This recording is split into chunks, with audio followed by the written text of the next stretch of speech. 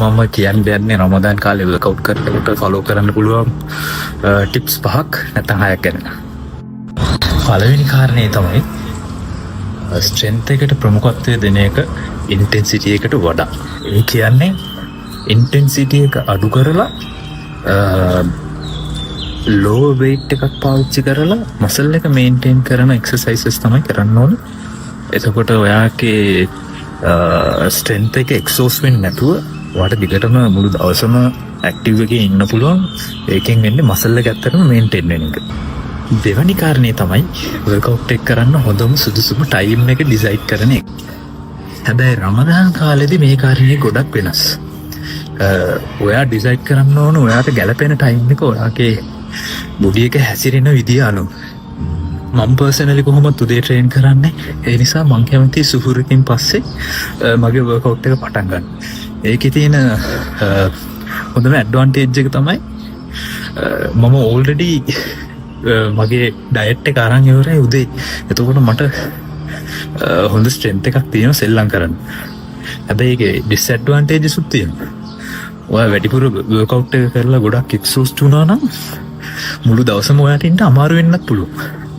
ඒ හින්දා ඔයා වර්කවුට් කරන ටයිම් එක ඩිසයිඩ් කරන එක ඔයාගේ අතේ තියෙනවා. තුන්වෙනි කාරණේ තමයි හයිඩ්‍රේෂන් එකයි නියුට්‍රිෂන් එකයි. පුළුවන් තරම් try කරන්න හයිඩ්‍රේට් වෙලා ඉන්න ඔයාගේ සහූර් ටයිම් එකේ ඉස්තාර ටයිම් එක වෙනකම ඉස්තාරකින් පස්සේ අඩුම තරමේ ලීටර් 2ක්වත් වතුර ගන්න. හැබැයි ඒ වතුර ලීටර් 2 එකවර බොන්න එපා. මොකද අපේ ගොඩක් අය කරන වැඩක් තමයි සහූර් එක ඉවර වෙන්න ළඟනකොට ලීටර් 2-3ක් එකවර වතුර පාවිච්චි කරන එක. ඒක ඇත්තටම හොඳ දෙයක් නෙවෙයි.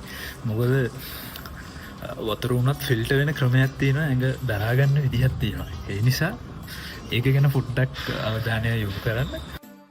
නියුට්‍රිෂන් පැත්ත ගත්තම ඔයාගේ මසල් එක මේන්ටේන් කරගන්නත් ඔයාගේ ස්ට්‍රෙන්ත් එක මේන්ටේන් කරගන්නත් ඕනි කරන පෝෂ්‍යදායී ආහාර ටික අනිවාර්යෙන් පුළුවන් උපරිමයෙන් අරගන්න try කරන්න.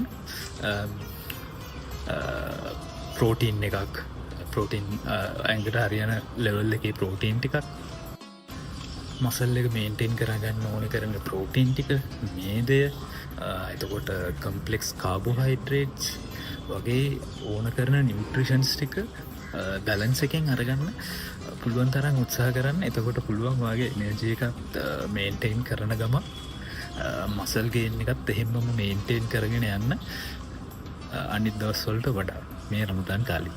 හතරවෙනි කාරණේ තමයි ඔයාගේ බලාපොරොත්තු ඇඩ්ජස්ට් කරගන්න එක.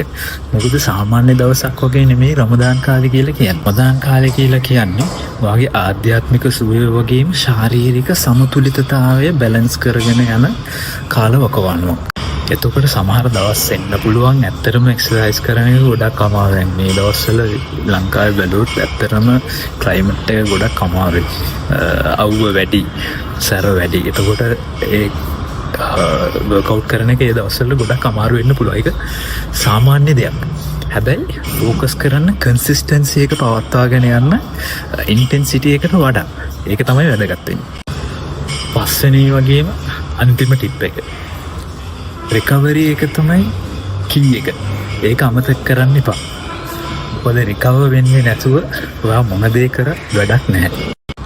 සාමාන්‍යයෙන් ගොඩක් වර්කවුට් කරන හින්දා ඔයාගේ ඇඟට ඕනි කරන රෙස්ට් එක වැඩි වෙන්න පුළුවන්. ශක්තිය වැය වෙන ප්‍රමාණය වැඩි වෙන්න පුළුවන්. සාමාන්‍ය දවසක් වගේ නෙමෙයි රමදාන් මාසයේ කියන එක හොඳට මතක තියාගෙන වර්කවුට් කරන්න ඕන. ඒ නිසා ඔයාගේ ඇඟට ඕනි කරන හොඳ නිින්දක්, ගුණාත්මක නිින්දක්, ඒ වගේම හොඳ රෙස්ට් එකක් දෙන එක ගැන පොඩ්ඩක් ප්‍රයොරිටයිස් කරන්න රමදාන් කාලේදී වර්කවුට් කරනකොට සහ අනිත් වැඩ කටයුතු කරගෙන යනකොට.